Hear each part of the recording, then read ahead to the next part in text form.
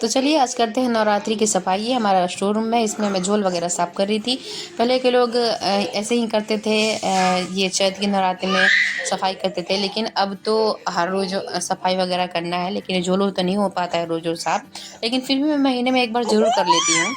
तो उसके बाद मैं स्टोर रूम में झोल साफ़ कर रही थी। उसके बाद मैं आ गई थी बरामदे में, वो सारी मतलब जिसको बोलते हैं, वहाँ पे भी मैं झोल वगैरह साफ़ कर रही हूँ। यहाँ पे मेरी बेटी की भी आवाज़ आ रही होगी, इसका इग्नोर करिएगा। ये भी बोल रही है मेरे साथ अपनी भाषा में, मतलब कि ये भी वॉइस ओवर कर रही है मेरे साथ साथ। कोई बात नहीं, चलिए आते हैं मुद्दे पे। तो उसके बाद मैं आ गई थी फिर अपने रूम में, सब कुछ हर जगह रूम में मतलब बिल वगैरह साफ़ कर ली थी। उसके बाद मैं आ गई थी, चुप हो जाओ बेटा, अपने रूम में। मैं बेड में जो बॉक्स होते हैं ना, उनको मैं साफ़ की हूँ। फिर मैं अपना बेड का वो जो होता है उसे साफ़ की हूँ। उसके बाद ड्रेसिंग टेबल, मतलब हर जगह सफाई की हूँ। फिर एक दिन ये सब कुछ करना पड़ेगा, कब? जब नौमी पूजन होता है, नौमी पूजन है, उस दिन भी हमें ये सफाई करनी है। और गाइस फिर उसके बाद हर जगह सफाई करने के बाद फिर अभी मैं खाना वगैरह कुछ नहीं बनाई थी, खाना वगैरह भी बनाना था मुझे। फिर भगवान जी लोग को भी सफाई करना था, क्योंकि कल से नवरात्रि था। तो मतलब सब कुछ एक दिन पहले ही मैं साफ़ कर लेती हूँ शाम को, कि ताकि बस पूजा करना होता है। ये दूसरा रूम जिसमें कि मैं बोल रही थी शिफ्ट होने के लिए, वो वाला रूम। तो जितनी भी ट्रॉलियाँ थी ना, उसके चौकी के नीचे मैं लगा दी, उसको ढक दिया अच्छे से, क्योंकि बाहर रहता है ना, तो फिर चूहे को काटने का डर रहता है। उसके बाद ये मेरा ड्रेसिंग है, ड्रेसिंग में भी ज़्यादातर अच्छे से तो नहीं, लेकिन फिर भी थोड़े बहुत इधर उधर मतलब सामान जो फैले हुए थे उनको मैं सही से एकत्रित कर दी हूँ। और मेरे बेटा जी नहा रहे हैं, उनके पापा नहला रहे हैं, तो उनकी भी आवाज़ आ रही है दोनों बाप बेटी की। तो आप लोग उसे भी इग्नोर करिएगा, क्योंकि जब मेरे हस्बैंड आ जाते हैं घर पर ना, तो ऐसे ही हल्ला उर्म होता रहता है। तो कोई बात नहीं, आप लोग भी तो हमारी फैमिली जैसे ही हैं, तो इन लोगों की आवाज़ को इग्नोर करिएगा आप लोग। उसके बाद गैस ड्रेसिंग ड्रेसिंग को भी मैं बिल्कुल वो की हूँ।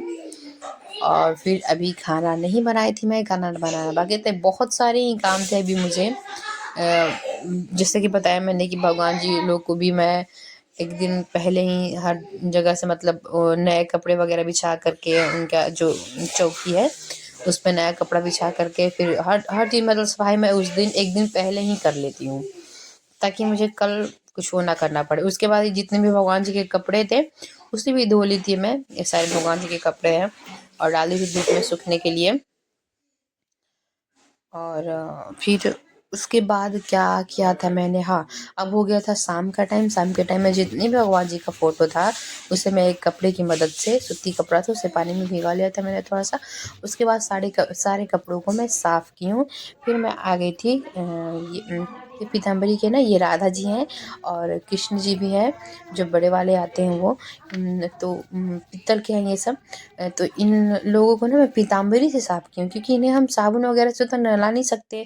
वैसे तो रोज़ स्नान कराते हैं इनको, तो थोड़े से काले पड़ जाते हैं, पीतल के हैं ना इसलिए। तो पीताम्बरी से हम इनको साफ़ किए और बिल्कुल भी एकदम क्लीन एकदम दिख रहे हैं ना, पीले पीले। और जितने भी बर्तन थे सब पीतल के ही हैं, तो इन सभी को मैं पीताम्बरी से ही साफ़ की हूँ, तो थोड़ा सा अच्छा दिखने लगता है।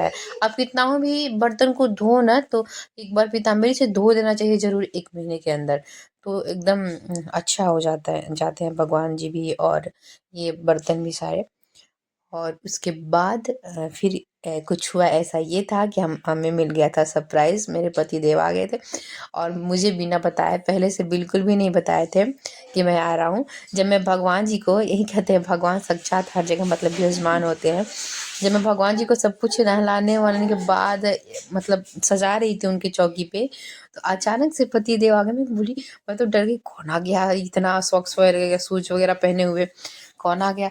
तो मैं देखी ध्यान से, तो जब पीछे मुड़ के देख रही हूँ तो ये मेरे पति देव है। तो कहीं अरे कहाँ, बिना बताए आ गए, फिर हंसने लगे, अचानक से सरप्राइज मिल गया। अगर आप लोगों को ये वीडियो देखनी है तो मेरे इंस्टाग्राम पे और फेसबुक पे जाके देखिएगा। मेरी इंस्टा आईडी है सुधा अविनाश मिश्रा और फेसबुक आईडी है सुधा मिश्रा, तो प्लीज़ आकर के चेकआउट करें आप लोग, बहुत ही इंटरेस्टिंग वीडियो है वो। उसके बाद ये भगवान जी के कुछ कपड़े। तो बाय बाय गाइस, कैसी लगी वीडियो कमेंट में जरूर बताइएगा। आई होप कि आप सबको अच्छी लगे। मेरे चैनल को लाइक से सब्सक्राइब जरूर करिए, बेल आइकन जरूर